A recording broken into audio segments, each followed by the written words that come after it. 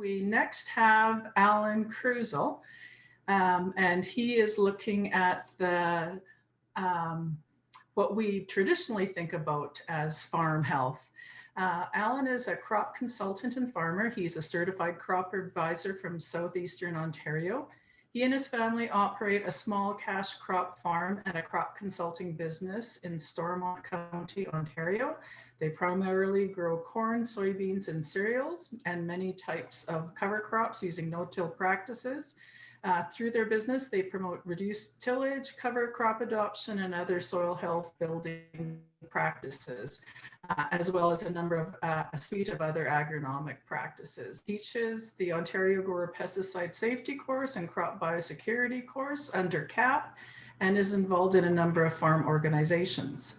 And with that, I'm going to turn it over to you, Alan. All right, thank you very much, Ingrid. I hope everybody can hear me clearly and see me. All right, awesome, thank you. Well, it's a pleasure to be here today. Thanks a lot to the organizers for inviting me, and John and Marla for giving me a good push to join the group today. I also really do have to thank them for putting me right before lunch. What an envious spot to be sitting. So I'll do my best to keep you guys entertained and informed over the next little while, and be sure to get finished in time for lunch at 12 noon. So my goal for the next half hour or so is to just chat with you a little bit about Ontario's Farmland Health Checkup, try to convince you to talk a little bit more about farmland health with your clients, and try to keep you sitting at your computers until noontime. So to prevent any bandwidth issues, I'm just going to shut off my video and start sharing my screen, and we'll get started. And let's get started. So a little bit about myself. I've been a crop consultant for pretty near 20 years now. I've been doing a little bit of work in crop consulting for my area farmers. I've been a certified crop advisor for nearly 17 years. And we also do farm. We have a cash crop operation, as was mentioned in the introduction. We do corn, soybeans, cereals, a little bit of forages even now, cover crops, all no-till, and we farm sort of halfway between Ottawa and Montreal. Also involved in all kinds of different farm organizations over the years, including president of Ontario Soil and Crop, past chair of the Soil Conservation Council of Canada, and I have the pleasure to be the current vice chair of a group called the Ontario Soil Network. I have had the pleasure of visiting Manitoba on a couple of occasions and had a great time touring around the province, from the rolling hills around Minnedosa to some beautiful potato ground near Carberry, and of course those beautiful, huge, productive clay flats of the Red River Valley. You folks are really certainly blessed with some great soils, some great researchers, and some great extension folks, and they are to be congratulated on the great work that they do. So this is a little picture of our family. This was taken Canada Day a couple of years ago. My son Sam, my wife Lorraine, the two girls, Sam and Sophie, and myself in front of a corn crop around July 1st. It doesn't always get that tall, but July 1st, but this one made an excellent picture, so we had to take it.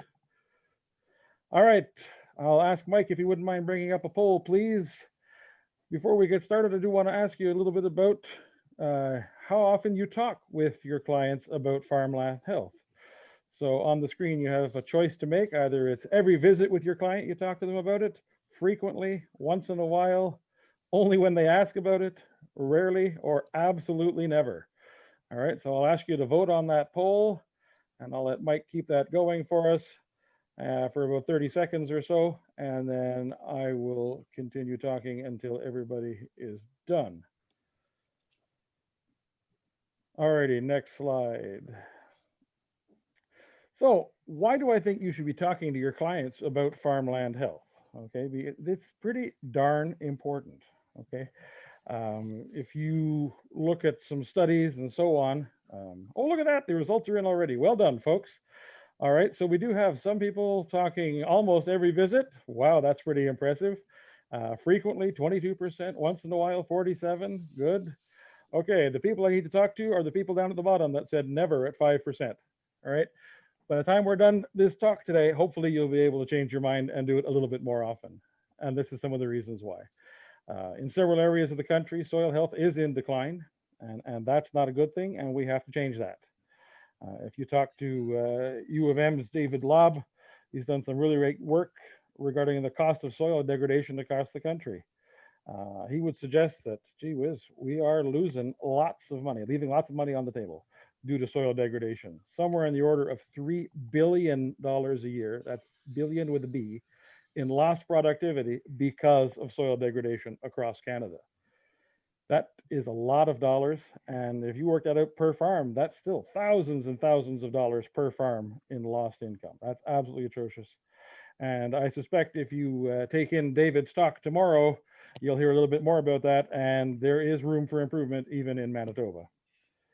It's also good for your client's bottom line, right? Talking about farmland health with your clients helps them think a little bit more about it and can hopefully save them some dollars in expenses or garner them a bit more revenue and hoping to increase their bottom line. It's good for the environment. Let's face it, there are some issues in the environment, whether it's in Ontario or it's in Manitoba. We have to figure that out. And if you can promote better soil health and better farmland health, hopefully you'll have less negative impacts on the environment, be it from nutrients or greenhouse gas emissions. And the last thing, as a consultant, it can give you an extra edge, maybe over some of the competition. That 5% that says never, right? If you're one of the ones that are up on the top that said, yeah, we talk about it fairly frequently, you guys might be having an edge over the competition to be able to get your farmers to do some really interesting things when it comes to farmland health. All right, next slide. Okay, why is it not sliding?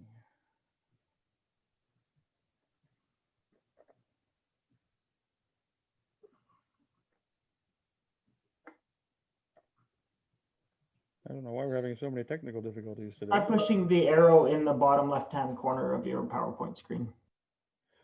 Bottom left hand of my PowerPoint screen. Yeah, it's not there. Right near your mouse, I can see it. It's faded. Okay, on mine it's not here, but Okay. This one, let's try this.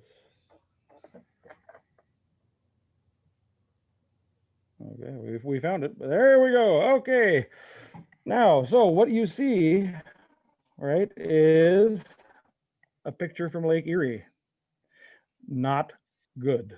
All right. We have to do things a little bit differently. Now, I'm not trying to suggest that agriculture is totally responsible for everything that we see in this picture, but we certainly have a part to play in cleaning things up. What we see in the picture has pushed the Ontario government and many US states surrounding the lake to push pretty hard to reduce nutrient loading. And it's the genesis for several programs in Ontario to try to improve ag's environmental footprint. We aren't the only ones that have these problems. This is Lake Winnipeg. All right, so Manitoba has its issues as well.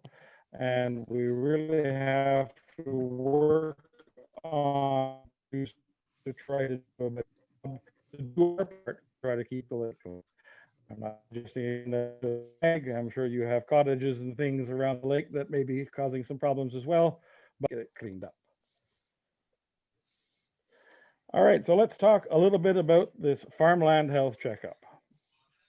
So this is one of the ways that Ontario has tried to tackle some of the nutrient losses and soil issues in the province, is by developing this farmland health checkup. And the premise of that being healthier farmland has less negative impacts downstream than unhealthy farmland. So several areas of our province have shown some serious decreases in soil organic matter, mostly due to tillage and poor crop rotations. And there is still quite a bit of tillage going on throughout the province. And in my time in Manitoba, certainly in the Red River Valley, there's an awful lot of tillage going on around there too. So there is room for improvement.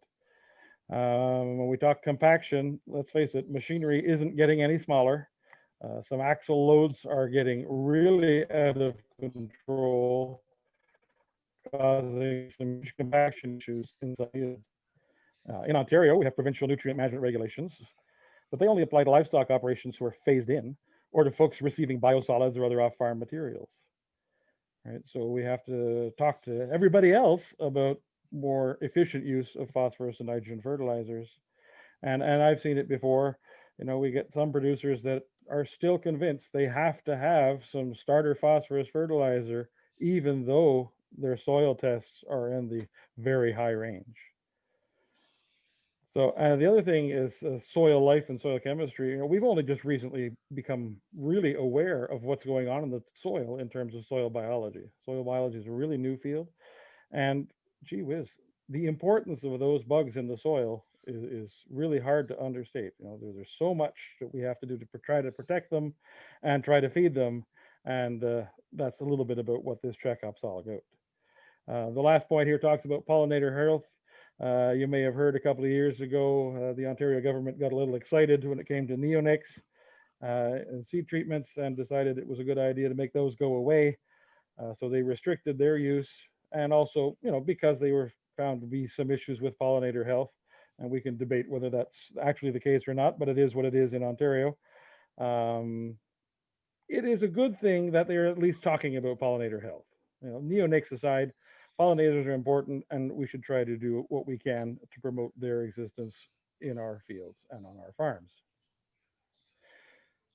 So let's get into a little bit more about this farmland health checkup.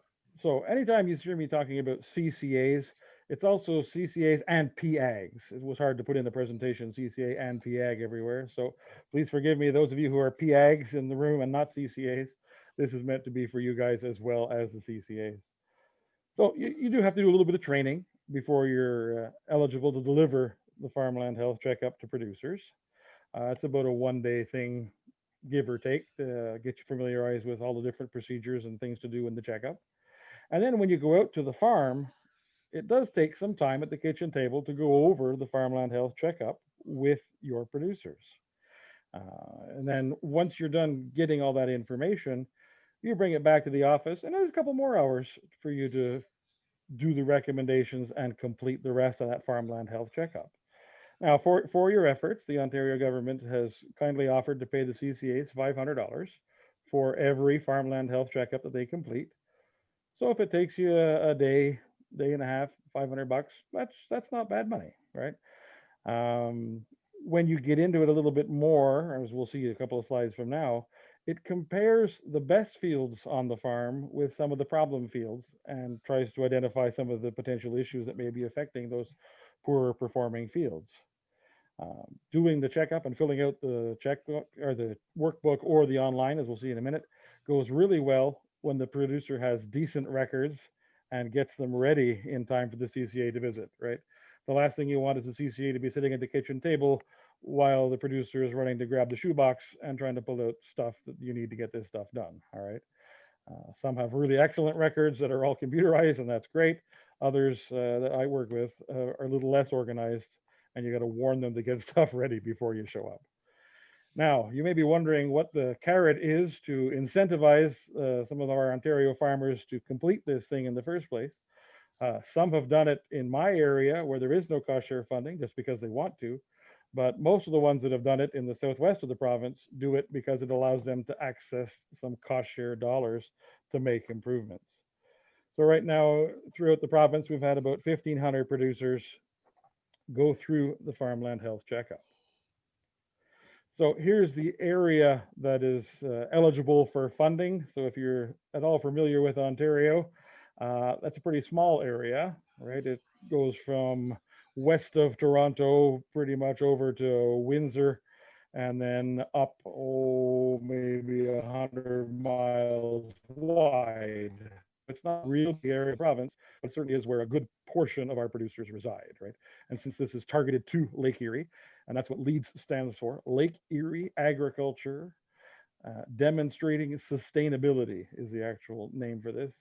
I'm not sure if Manitoba's as bad for acronyms as Ontario, but Ontario has thousands and thousands of different acronyms. So once you complete the checkup and you make an application for some funding, there are 10 different project categories listed here. I'm not going to go through them, but suffice it to say, there are some pretty generous cost share levels. On the last round that just happened, there was up to 65% cost share availability for some of these things, depending on how you're scored in your farmland health checkup, and up to a maximum of $20,000 per project. So in today's environment, 20,000 doesn't seem like a lot, but geez, every little bit helps, and I think it's certainly worth looking into. Another requirement of accessing this LEEDS funding, of course, is a completed environmental farm plan. So a little bit more about the checkup.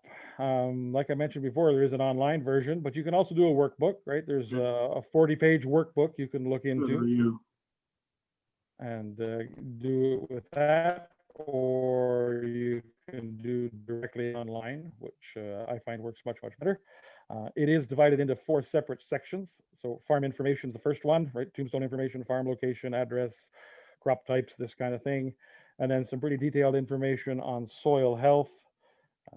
Then some more detailed information on water quality and nutrient management. And then finally, you get into the pollinator health section.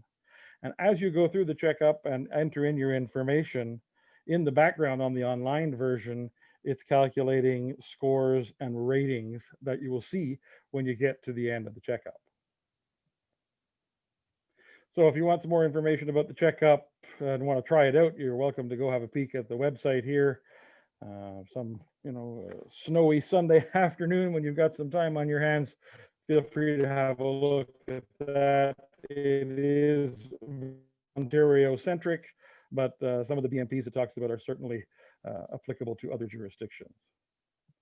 All right, so here we have a screenshot of some of the level of detail that you have to be working with when you're doing the checkup. So this is a screenshot of the online version of the checkup. I don't expect you to read everything that's written on there, but this is just one page of the checkup going into detail about soil types, textures, hydrologic soil groups, drainage classes, erosion factors, all this kinds of stuff is the information you have to add. You notice each column is a separate field. So field 1 is supposed to be your best field, if you will. Field 2 and 3 are the ones that are challenging, right? And have some kind of challenge. So you go through that and try to figure out, what your soil groups are and so on. Certainly for this section, it's a real good idea to have a soil map handy. Ontario does have some decent soil maps. Some are a little bit old. The one for my part of the world still shows the lost villages that were flooded in the St. Lawrence Seaway in 1950 something, but we won't get into that. Another section later on in the checkup does ask for some pretty detailed information on cropping and tillage and yield history over the last 5 years. So you want to make sure the producer has that information handy and get that stuff ready before you get there to be able to input it fairly quickly. Another screenshot talks a little bit this time about some of the issues you may be facing. This one talks a little bit about crusting and emergence. Lists a whole bunch of other different ones as well, but I picked this one to have a peek at. So for each field, you try to answer the questions about how often do you see crusting in your field and what kind of impact did that have on the emergence of whatever crop you're looking at, areas in the field that are impacted, and what locations you find this crusting issue to be in. You'll also notice down near the bottom of the screen here, there should be some information talking about what causes soil crusting, right? So in this case, it gives a little bit of information on, how poor soil structure leads to crusting and heavy rainfalls do that too. So the more soil armor you can have or residues on the surface that are better. So if you look over on the right-hand side, you should see a little box that says wanted dead or alive, at least 30% soil cover 100% of the time.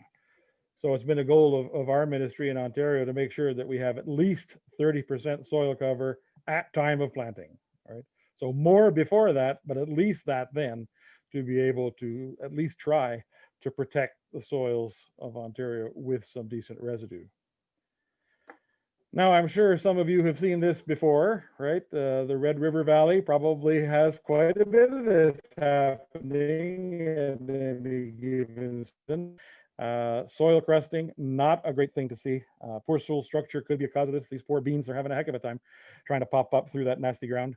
But if you look at that picture, where is the residue? Like, we need some residue on this picture, right? We have to be able to get that in there. We better figure out some BMPs to try to get that situation under control, right? It may be a little late now to implement too many BMPs, but I can probably guess there are several agronomists on the webinar today thinking, well, we'll just run a rotary hoe over that to get that crust broken up, and it may work, but that's a pretty short-term solution, right? That's great for this year. right? You might be able to get in there and not damage too many of the beans, but it's not a long-term thing. You got to get some better soil structure in place. And hopefully, as you're going through the checkup, if your producers have issues with this, you can develop some BMPs for them that will make things that much better. All right, the next section of the checkup talks a little bit about water quality and a lot about nutrient management, right? So I chose this soil sampling screenshot just for interest's sake, because we need to do better when it comes to soil sampling. I've seen a survey from Ontario, or from Manitoba rather, that John had managed to procure for me, and 80% of Manitoba producers are tested for phosphorus at least every 5 years. You guys are to be congratulated on doing that. That's great. What I'd be more interested to know though is, are they actually testing every field every 5 years, right? They're testing every 5 years, but maybe it's just one field and not dividing their farm up into fifths and doing a good rotation. When we look at Ontario numbers, we're not quite as good as you guys in Manitoba. We're closer to half that do soil sampling on a regular basis.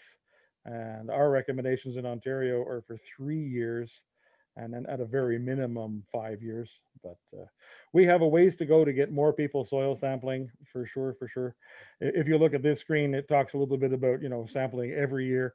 That may be a little bit excessive unless it's a new field or a new farm to you. 2 or 3 or 4 or 5 is pretty good. When you check off the box that says infrequently, that obviously is not going to give you quite as good of a score than maybe you could get. When you get down at the bottom of the screen there, talks about, I hire someone and I'm not sure what they do, right? If you check off yes to that box, that's probably not a good thing either. All right. And, you know, I see people giggling. It does happen. There are producers out there that get their consultants or whoever to do the soil sampling or whatever, and just aren't really sure what's going on. So we hope that's not the case with most folks, but we really got to make sure to get soil sampling a little bit more commonplace, because gee whiz, you know, in my opinion anyway, there is no better return on investment in crop farming than soil sampling. You know, for a few bucks an acre to get that kind of information to help you better tailor your nutrient requirements, it just seems like a no-brainer. Right? So we got to get out there and promote that and make sure that we get our producers doing more and more soil sampling. Another big topic in Ontario is organic amendments. That's bureaucratic speak for things like manure or biosolids. All right, so this screenshot here talks about different BMPs you should be doing when you're applying manures or biosolids. I understand Manitoba has quite a few hogs, so you probably have quite a bit of manure to deal with as well. So some of these would be transferable to you guys as well. Some maybe a little bit less so, but you know, gee whiz, years and years ago, manure was thought of as a waste, something to get rid of. You just sort of applied it and didn't change anything with fertilizer programs. And that was fairly common 20 years ago. It is less common now, but I still run across some producers. So have you tested your manure lately? Crickets. That's all you hear, right? No idea. We have a database in Ontario that gives a good approximation, but gee whiz, it wouldn't be a bad idea if that stuff tested. Do you reduce your fertilizer by the appropriate amounts given how much stuff you're putting on, right? If you're putting on 5,000 to 6,000 gallons of liquid hog manure, you don't need a lot of fertilizer to grow a corn crop, okay? Things like appropriate setbacks from wells and surface water are maintained, right? The last thing you want to do is be spreading manure right up against the ditch or right up against somebody's well. That gets people in the city very excited for sure. Some other things that we have here are tile drains are monitored after liquid applications. You know, especially in areas where you have things like no-till, you can get some pretty significant cracks in the soil at some point. And if you're applying manure, we have seen cases where manure ends up almost going straight down to the tile and out. Not the entire quantity, obviously, but all of a sudden brown water coming out of the tile, that gets everybody real excited. So you want to be careful about that and keep an eye on those tile drains. avoid spreading before rainfall, sure. And of course, the one that gets everybody excited in Ontario and generates the most calls to our Ministry of Environment is spreading brown poop on white snow. Absolutely a no-no. It isn't actually illegal to do it in Ontario. The regulation says it is a contingency. So if your manure storage is about to overflow, what's better, spreading a little bit on snow or having the manure storage overflow, right? Probably a little bit on snow. But you got to be very, very careful of where you're doing that. And it's certainly not a best management practice. Something a little bit neat that's been going on in a couple of spots in Ontario now is applying manure via drag line into standing crops. When is the best time that nutrients should be applied to any crop really is as close to when they need it as possible, right? It reduces the risk of losing that kind of nutrient. And gee whiz, some guys are trying this system out with some pretty good success. Admittedly, that hose, when you turn the corner, is probably going to mash a little bit of corn. Okay, that's not just the way it goes. But the guys that have tried this have told me that, gee whiz, it's not that bad and actually does a pretty good job and makes really efficient use of your manure, having it injected in the ground, not on the surface, no odor complaints, really good use efficiency of your manures. So I would certainly encourage people to look that up, and if you can, even give it a try. All right, the last section of our workbook or our online version of this checkup is the pollinator health section. This screenshot here talks a little bit about maintaining some vegetated areas for our pollinators, right? So at the bottom, it talks a little bit about trying to raise the importance of pollinators. I think most farmers get it, that pollinators are important and we have to do something to try to maintain them. However, sometimes, you know, especially in this part of the world, there's still lots of fields that are pretty small and lots of fence rows. You know, farms here were divided up into 100-acre blocks. And even our farm had probably 20 fields in a 100-acre block. So there's lots of fence lines being cleared. And unfortunately, when you do that, you know, in the name of efficiency, and that's fine, you have to be more efficient. I'm not going to farm 5-acre fields forever. That's just silly. But we have to realize that in doing so, we are removing some pollinator habitat. And that's the point of this section in the checkup, is just to have that little bit of a discussion. A couple of years ago, the Soil Conservation Council of Canada, in part with Magenta, ran a really successful program across the prairies called Operation Pollinator for about 3 years, and provided just a couple of acres of pollinator mixed seed to producers who wanted it. Now, there was obviously a limit to the number, I think it was 30 producers, but just to get that out there and get people to be interested in pollinator health and doing a little bit of work to establish some habitat for pollinators. It was exceptionally successful. There was incredible press about it, and really, really worked out good. So I would encourage you to have a chat, you know, once in a while with your producers and talk to them a little bit about pollinator habitat and pollinator health. It is pretty important to the success of our producers. Alrighty, moving on. We're getting perilously close to time. So we do have this assessment that comes at the end of our checkup. So if you do the online version, you grind it the numbers and out spits this little thing here. The Farmland Health Challenges listed on the left, and then the different fields listed on the right. So as you can see, field 1, since it was supposed to be the better field or the best field, does have decent ratings, you know, fair and good for most of the things. And the challenging fields have maybe a few more fairs and not quite as many goods. Or the last one even has a poor score, right? So those are things you want to try to address. So in the checkup, you should be trying to figure out how you should be addressing the poor and fair scores. And like I mentioned before, the cost share was up to 65%. 65% was for any areas that scored poor on the assessment, right? Or 55% for fair. And if it was good or best, you only got 45. So on that section, you noticed each one of those different challenges was blue with a link. You could click on that and drill down a little bit more to see whether it's the potential for water erosion that's causing a bad score, your crop rotation causing a bad score, or whatever. So here you can dig down a little bit deeper and notice for field 1, percent cover going into winter on this example, is because this is a conventional tillage system on this farm, right? It's not got a lot of cover, not real handy, and it doesn't score real well there, but makes up for it on some of the other ones to still end up with a decent rating. All right, so pretty handy tool.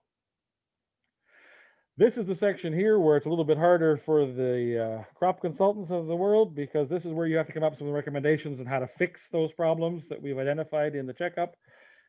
In Ontario, we're pretty lucky. The ministry has come up with a guidebook and some BMPs that they would suggest for each of the different problems you may have encountered. But to be of really good use to the producers, you want to make sure that you tailor them to that farming operation. Don't just plop down a generic BMP like you should go all no-till for somebody who's been doing tillage for the last 50 years, right? That's not something that's realistic. So tailor these recommendations, and in my opinion, that way you're going to be able to get the most out of these types of checkups, and the producer will be able to take this and implement some of the things you're suggesting in the hopes of improving some of those poorer fields to closer match the better ones. What would you prefer to see in the springtime, right? Something you see on the left here, and that's still pretty common in parts of Ontario.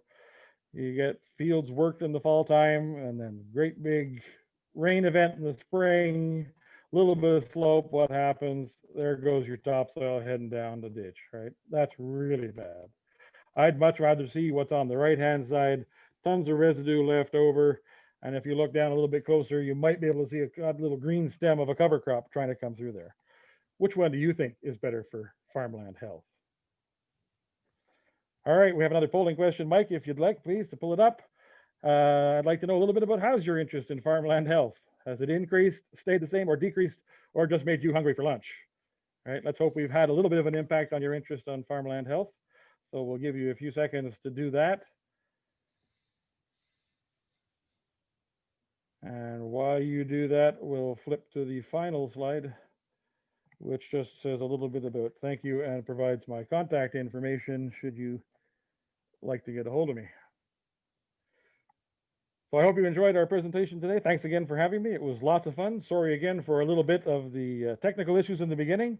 We are a little bit short on time, I think, for questions, but I'll let that be up to Ingrid. So thanks again, folks. Pleasure to talk to you today. Thanks, Alan. That was a really interesting presentation.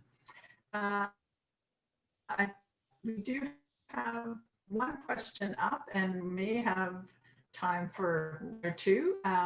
So the first one, with respect to soil health, does any company provide soil microbiome analysis, especially the beneficial microbial populations in soils?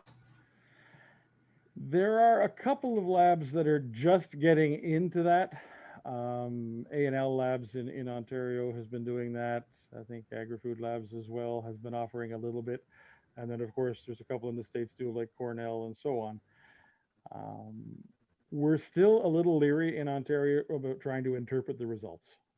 We aren't 100% convinced.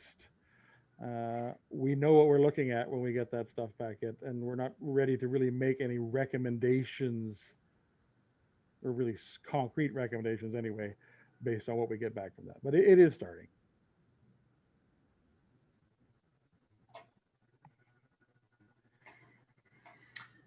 Okay, that seems to be the only question we have right now. So I think if I can, that, I'll just make one comment. Thank Ingrid, you for putting your. Yeah, I was just going to say, Ingrid, I did see the last poll, and there was some pretty good response on people who were getting a little bit more interested in farmland health. So that really warms my heart, and I hope that translates into some action on the ground. Thanks again for your time, folks. Yes, that was a good poll response. So thanks again, Alan. And I think you'll probably be getting some questions regarding your presentation. Looked very interesting.